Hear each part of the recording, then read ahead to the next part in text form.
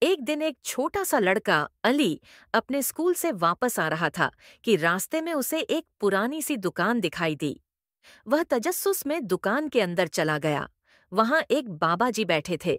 انہوں نے علی کو دیکھا اور کہا، بیٹا تم ایک خاص بچہ ہو، لو یہ جادوئی پینسل تمہارے لیے ہے، لیکن یاد رکھنا اس کا استعمال صرف اچھے کاموں کے لیے کرنا۔ علی خوشی خوشی پینسل لے کر گھر آیا۔ اس نے کاغذ پر ایک سیب بنایا تو وہ اصلی سیب بن گیا۔ پھر اس نے ایک کھلونا کار بنائی، وہ بھی اصلی ہو گئی۔ علی روز جادوئی پینسل سے مزیدار چیزیں بنانے لگا، لیکن ایک دن اس کے دوست حسن نے کہا، چلو اس سے پیسے بنا لیتے ہیں۔ علی کو بابا جی کی بات یاد آ گئی۔ اس نے منع کر دیا۔ پھر ایک دن گاؤں میں پانی کی بھاری کمی ہو گئی۔ علی نے پینسل سے ایک نل بنایا اور وہ فوراً اصلی بن گیا۔ سب لوگ بہت خوش ہو گئے۔